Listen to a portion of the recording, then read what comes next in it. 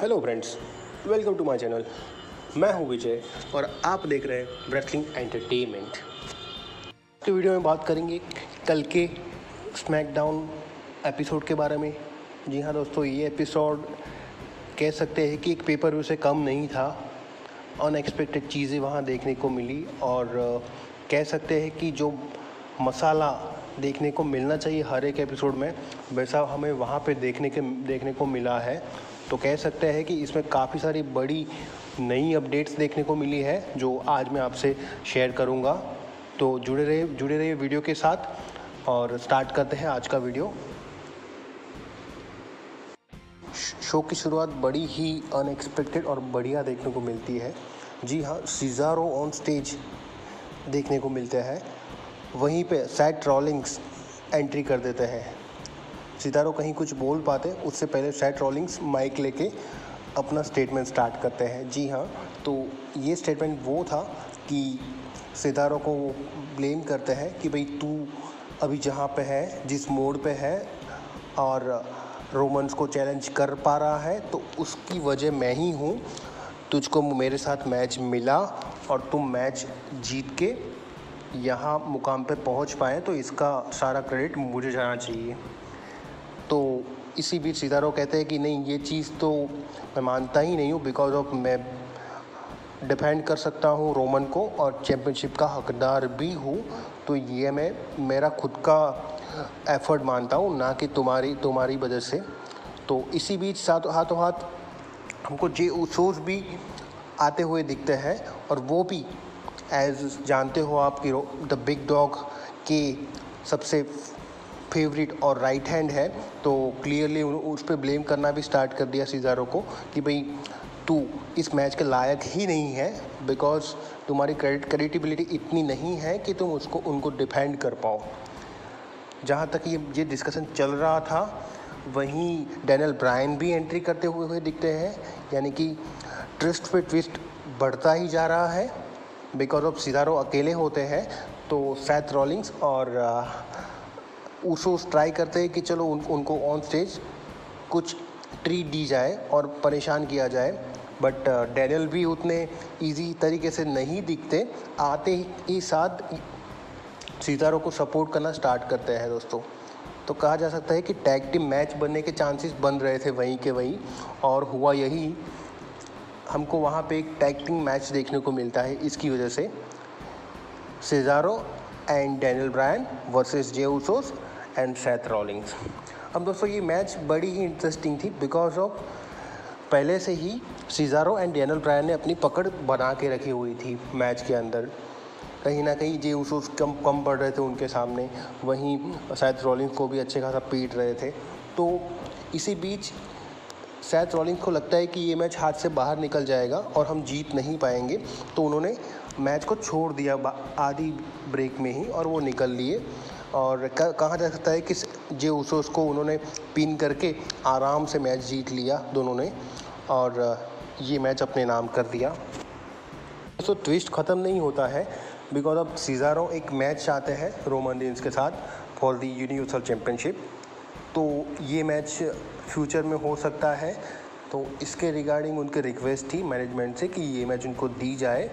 But हालांकि ये सब चीज़ें ऊपर नीचे होती जा रही थी, इसकी वजह से इस चीज़ को ज़्यादा अहमियत दी जाती है।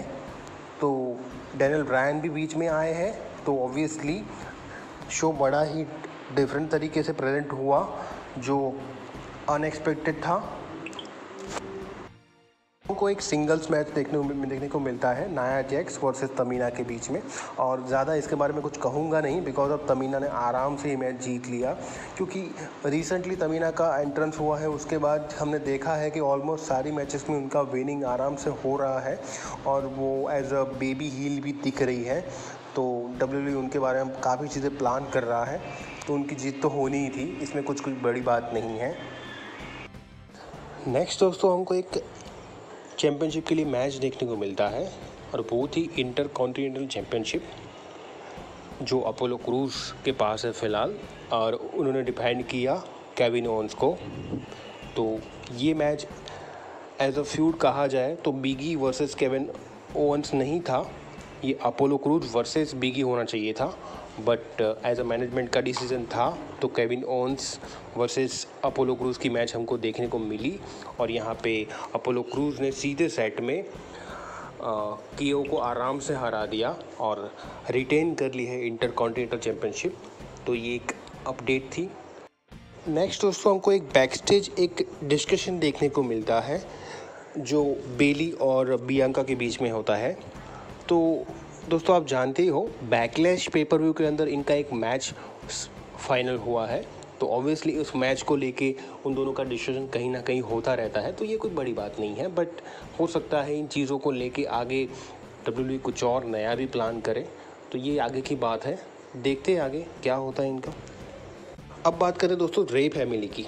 हाँ जी हाँ, तो अब हमको एक मैच देखने को मिलता है टैग टीम मैच, जहाँ पे रे फैमिली यानी कि Rey Mysterio and Dominik Mysterio versus Alpha Academy. जी हाँ दोस्तों, ये मैच कहा जाए तो इतना कुछ इंटरेस्टिंग था नहीं, बट अगर रे फैमिली की बात की जाए तो फिलहाल दोनों बड़े ही मूड में लग रहे हैं और काफ़ी सारी मैच जीत के अपने आप को टैग टीम चैम्पियनशिप के लिए दावेदार के तौर पे प्रेजेंट कर रहे हैं। तो ऑब्वियसली फ्यूचर में ऐसा हो सकता है कि इनको एक मैच मिले tag team SmackDown tag team के लिए, तो ये कोई बुरी बात नहीं है, मिलनी भी चाहिए अगर बंदा मैच जीत रहा है तो ये मैच हमको देखने को मिली जहाँ पे रे मिस्टीरियो एंड डोमिनिक मिस्टीरियो ने मैच को अपने नाम कर लिया और एक बड़ी जीत कही जा सकती है इस मैच को।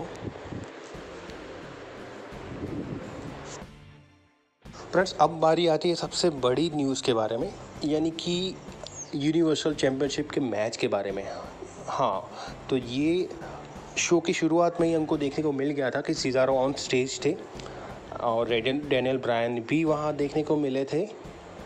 तो कहीं ना कहीं इस मैच के बारे में बातें होती रही है और सीज़ारो ऑन स्टेज हमको देखने को मिलते हैं विद डैनियल ब्रायन, और दोनों इंटरनली डिस्कशन भी करते हैं जहाँ पे डैनियल ब्रायन उनका सपोर्ट करते हैं सीज़ारो को और उनकी एफर्ट, उनकी मेहनत को सराहते हैं और क्लियरली कहते हैं कि सीज़ारो एलिजिबल है इस मैच के लिए, तो उनको ये मैच मिलनी ही चाहिए। रोमन तुम यहाँ पे आओ और चैलेंज को एक्सेप्ट करो। तो दोनों वेट करते होते हैं रिंग के अंदर, वहीं पे रोमन रिंस भी आते हुए दिखते हैं जे उसोस के साथ, और पॉल हेमन भी साथ में होते हैं एज एडवोकेट। तो जैसे ही रोमन आते हैं तो थोड़ा बहुत कहासुनी देखने को मिलती है सीज़ारो और रोमन रिंस के बीच में। तो वहाँ पे रोमन रिंस का क्लियरली इंडिकेशन होता है कि भाई सीज़ारो तुम मेरे कंपटीटर के रूप में कभी हो ही नहीं सकते, बिकॉज ऑफ मैं तुमको जानता भी नहीं हूँ। यहाँ तक कह के उनकी बेइज्जती कर दी। तो सीज़ारो का तो एक मूड ही चेंज हो गया है, कह सकते हैं कि उनका कोई वे ही नहीं है मैच खेलने का रोमन्स के अगेंस्ट। तो उनको अवॉइड करके रोमन रिंस सीधा आते हैं डैनियल ब्रायन के ऊपर। दोस्तों आप जानते ही हो कि आगे भी ऑलमोस्ट डैनियल ब्रायन को 2 बार मौका मिल चुका है यूनिवर्सल चैम्पियनशिप जीतने का रोमन्स के अगेंस्ट, बट जीत नहीं पाए। डेफिनेटली दोनों बार हार का सामना करना पड़ा, चाहे जे उसका सपोर्ट हो या कुछ भी हो, बट मैच होता है।